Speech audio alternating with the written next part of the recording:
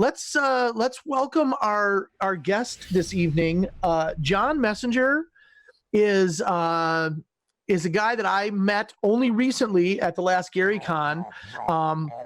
Jon was, I guess I'll just do a little bit of an intro, but tonight we're going to be building on a theme that we've been discussing for a while now. And I think Jon's going to be help to illuminate that theme and give us some insights that none of us probably have particularly. And that is, when you game master, when you build worlds, when you create these maps and imagery that we've been talking about the last few weeks, we haven't really delved deeply into story, like as a construct. I mean, we all agree, I think, with head nods, that story is a really big part of role-playing games, tabletop role-playing games. But different people use it for different things, and different people get different things out of a story, just like different people build characters differently, draw maps differently, so on and so forth. So tonight we have as our guest Jon Messenger. He is a writer. He's a military man. He is a D&D player. I'm just going to give you a little background on Jon. He was born in London back in '79. I don't want to out you too much, but with a face like Jon's, you got to wonder if he's got like a picture somewhere that is slowly getting older while he remains eternally youthful. He graduated from USC, and he has been writing science fiction while serving in the military. So he has had a couple of deployments to Iraq and done some humanitarian relief missions in Haiti. But he wrote his Brink of Distinction trilogy while serving deployment in Baghdad, Iraq. So I'm not necessarily certain that I would recommend that as a writer's workshop.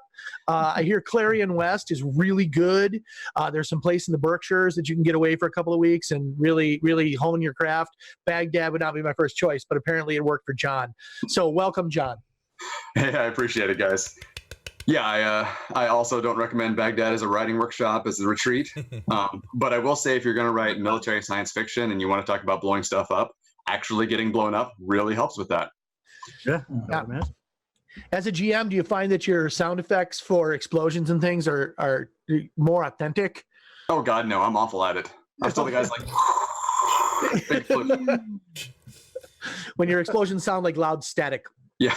So just as kind of an icebreaker, we always start with a brief kind of around the way question on when did it start for you? What got you into gaming, and what was kind of what's the thing that's kept you hooked into it?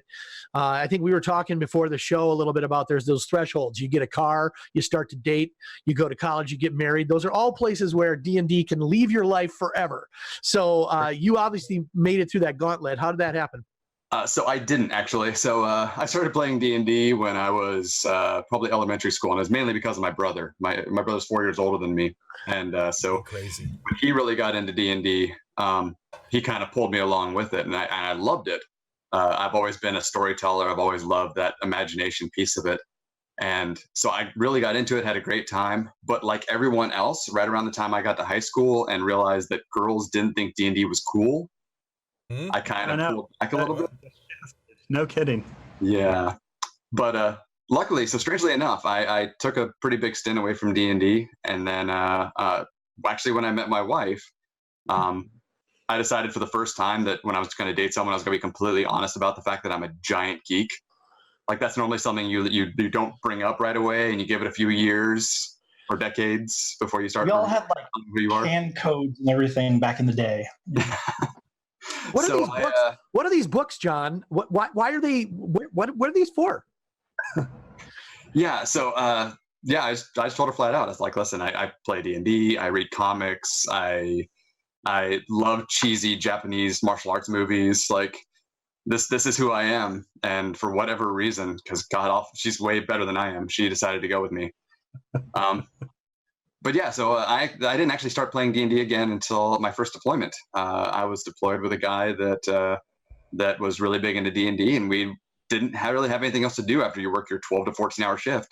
So we'd go hang out, we'd get a group together, and we'd play D&D.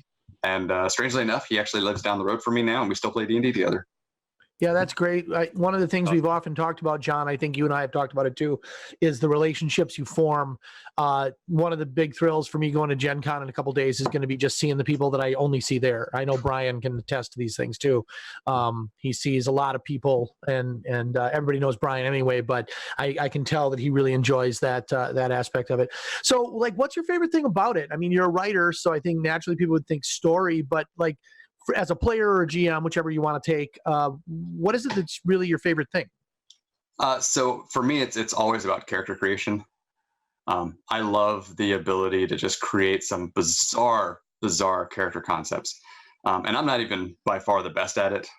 Strangely enough, the best person I've ever seen at character creation when it comes to, and I won't even say min-maxing, I will just say straight up creativity, is the son of one of my friends.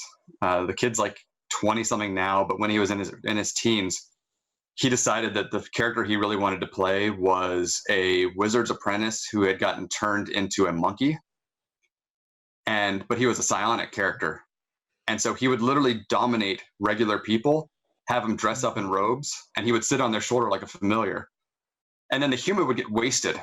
Like they'd be in the middle of combat and everyone would be like, kill the wizard, and totally annihilate this human. And then the monkey would just blast him with psionics and then go find another human to use as a medium.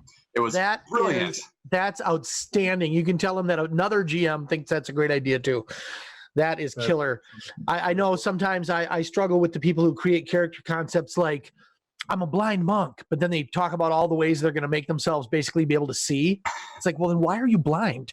Like, Go with it. Like, what's the point of taking all your disabilities away after you give yourself one? But so last question, I guess, on that round robin is best GM. You can include yourself. Best GM you ever played with, and why? So the same guy that I played with in Iraq and the same guy that I still play with now, I still think is probably my favorite GM. And it's not just that he spends an asinine amount of money on Dwarven Forge, but he, it helps. I'm right there. I'm right there with him. But he's a really good storyteller, but he has zero problem embarrassing himself in front of us by making the most asinine voices for the NPCs. And so, you really get involved and engrossed in the story because he has zero problem busting out some crazy voices.